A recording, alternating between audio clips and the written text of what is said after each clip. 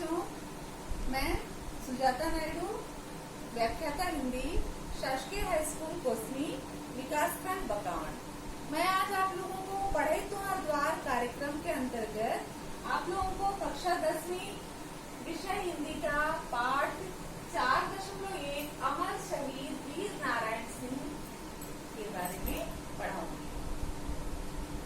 तो बच्चों, अमर शहीद वीर नारायण सिंह पाठ को पढ़ने के पूर्व हम लोग इसके लेखक जो हैं, इस पाठ के लेखक डॉक्टर सुनीत मिश्र, उनके जीवन परिचय को जानेंगे। बच्चों, डॉक्टर श्रीमती सुनीत मिश्र का जन्म 16 अक्टूबर 1949 को मंडला मध्य प्रदेश में हुआ। कहाँ पे हुआ? मध्य प्रदेश के मंडला जिले में 16 अक्टूबर 1949 को इनका जन्म हुआ। इन्होंने एमए, पीएचडी इतिहास में और पर्यटन में स्नातकोत्तर की उपाधि प्राप्त की। सोनाखान के वीर जमींदार शहीद वीर नारायण सिंह पर इनका प्रथम शोध कार्य है।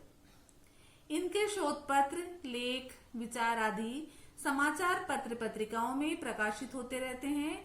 इन्हें शिक्षा एवं महिला उत्थान के क्षेत्र में उल्लेखनीय योगदान हेतु हिमाचल प्रदेश के राज्यपाल एवं महिला आयोग छत्तीसगढ़ शासन के द्वारा राज्यपाल के हाथों सम्मानित किया गया।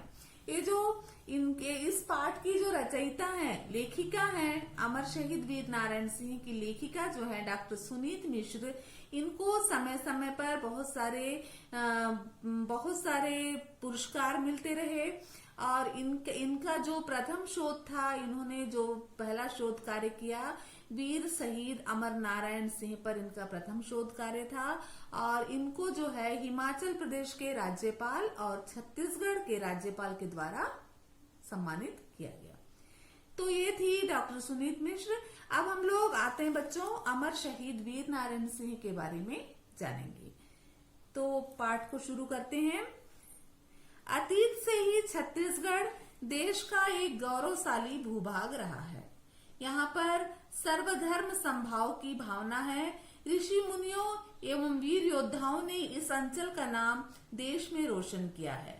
यह क्षेत्र राष्ट्रीय सांस्कृतिक एकता की एक महत्वपूर्ण कड़ी है। इस अंचल में अनेक महान विभूतियों ने जन्म लिया तथा यहाँ की माटी को गौरवान्वित किया। देखो, हमारे छत्तीसगढ़ का नाम जो है प्राचीन काल से ही बहुत प्रसिद्ध रहा है। यहाँ सभी धर्मों में समानता है। यहाँ के लोगों के मन में जो धर्मों के प्रति जो भाव है, सबका एक जैसा है। यहाँ पर अनेक ऋषि मुनियों की, यहाँ हमारी जो छत्तीसगढ़ की भूमि है, अनेक ऋषि मुनियों की कर्म भूमि रही और यहाँ पर अनेक वीर योद्धा भी पैदा हुए। राष्ट्रीयता की भावना, सांस्कृतिक एकता की सोच शुरू से ही लोगों के मन में रही है। अनेक प्रसिद्ध लोग इस छत्तीसगढ़ में हुए और अनेक प्रसिद्ध लोग इस छत्तीसगढ़ में हुए जिनसे छत्तीसगढ़ का सम्मान बढ़ा है। ठीक है, आया समझ में? तो हमारा छत्तीसगढ़ जो है शुरू से ही एक गौरवशाली राज्य रहा है हमारे देश का। और यहाँ पर सारे धर्मों को, सभी धर्मों को समानता की दृष्टि से देखा जाता है। और यहाँ पर समय समय पर कई योद्धाओं ने जन्म लिया जिन्होंने हमारी छत्तीसगढ़ की भूमि को गौरवान्वित किया। ठीक है, आया समझ में? अब हम आगे बढ़ते हैं। अभी आएंगे अमर शहीद वीर नारायण सिंह के बारे में।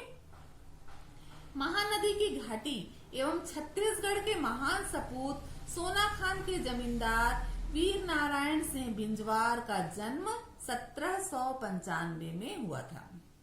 बच्चों, जिनके बारे में मैं आज आप लोगों को पढ़ा रही हूँ, अमर शहीद वीर नारायण सिंह, है ना। अमर शहीद वीर नारायण सिंह का जन्म जो है ये हुआ था 1795 में। और इनके पिता राम राय सोनाखान के जमींदार थे। वीर नारायण अमर शहीद वीर नारायण सिंह बिंजवार के जो पिताश्री थे वो राम राय सोनाखान के जमींदार थे। सोनाखान एक स्थान है। राम राय ने ब्रिटिश संरक्षण काल के आरंभ होते ही 1818 से 1819 में अंग्रेजों एवं भोसला राज्य के विरुद्ध विद्रोह कर दिया था, जिसे नागपुर से आकर कैप्टन मैक्सन ने दबा दिया था। तो ये जो शहीद वीर नारायण सिंह थे, उनके पिता राम राय, है ना, इन्होंने क्या किया, अंग्रेजों का जब यहाँ पर आगमन हुआ 1818 से 19 के बीच में, इन्होंने अंग्रेजों और भोसला साम्राज्य के विरुद्ध विद्रोह किया। और इनका जो विद्रोह था, इसे किसने रोक दिया? नागपुर से आकर कैप्टन मैक्सन ने दबा दिया। विद्रोह का दमन होने के बाद सोना खान जमींदारी के गांवों की संख्या 300 से घटकर 50 पर सीमित हो गई। मतलब जब ये जमींदार थे राम राय, है ना, तो उनके पास 300 गांवों की जमींदारी थी, परंतु जब यहाँ पर विद्रोह होने शुरू हो गए तो वहां पर 300 से उनकी संख्या कितनी हो गई? 50। इसके बाद भी राम राय का दबदबा समाप्त नहीं हुआ और बिंजवारों की तलवार का जादू सिर चढ़कर बोलता रहा। 1830 ईस्वी में राम राय की मृत्यु के पश्चात नारायण सिंह 35 वर्ष की अवस्था में जमींदार बने। फिर क्या हुआ? राम राय जी की मृत्यु हो गई, है ना। 1830 में उनकी मृत्यु होने के पश्चात उनका जो बेटा था अमर शहीद वीर नारायण सिंह 35 वर्ष की उम्र में वो जमींदार बने।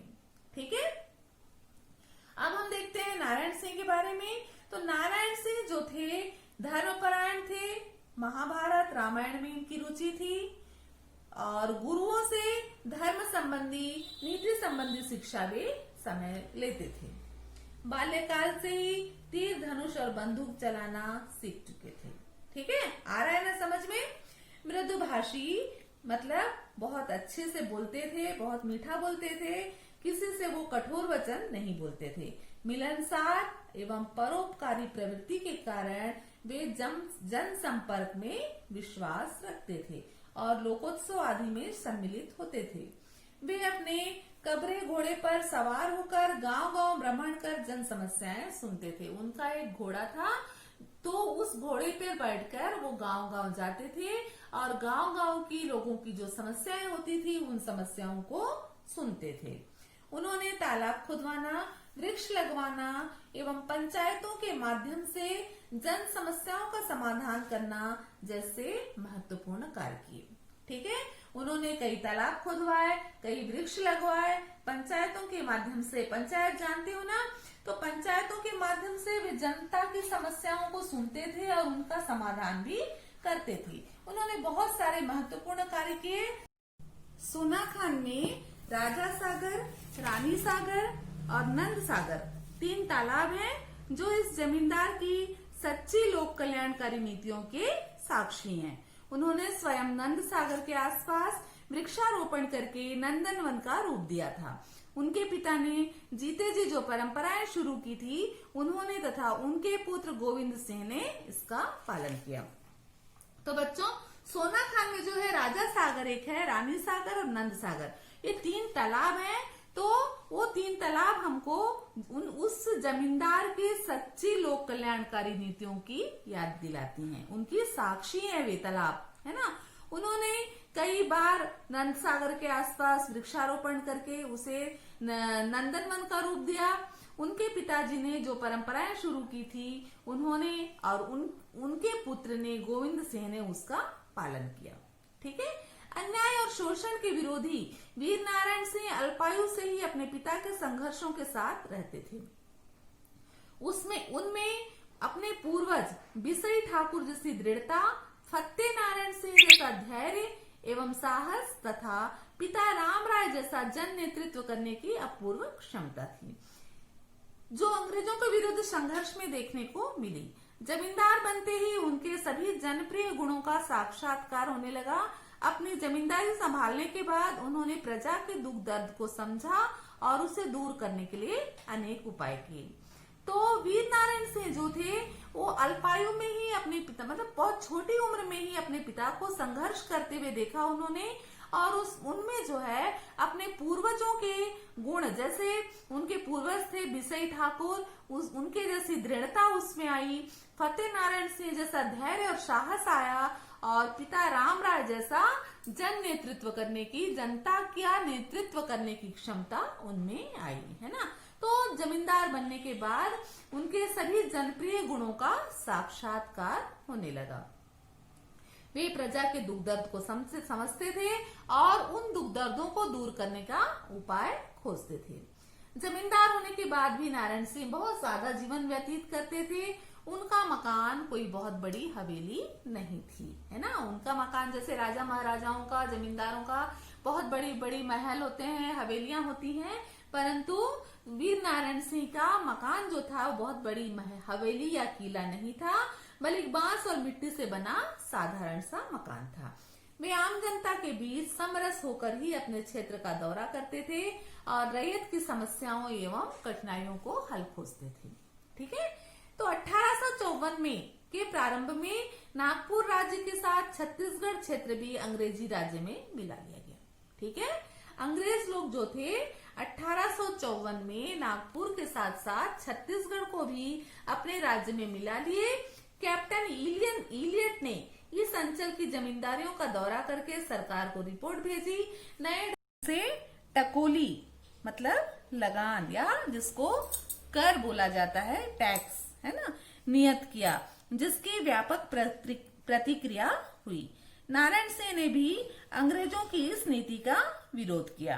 तो 1854 में जब नागपुर राज्य के साथ छत्तीसगढ़ को भी अंग्रेजों ने अपने से मिला लिया, तो कैप्टन इलियट ने इस अंचल की जमींदारियों का दौरा किया और सरकार को रिपोर्ट भेजी और नए ढंग से टैक्स लगाना शुरू किया, है ना, जिसका व्यापक विरोध हुआ, जिसके खिलाफ प्रतिक्रियाएं हुई और नारायण सिंह जी ने भी इसका विरोध किया। ठीक है, तो आज के लिए हमारा इतना। अब अगले क्लास में फिर से मिलेंगे।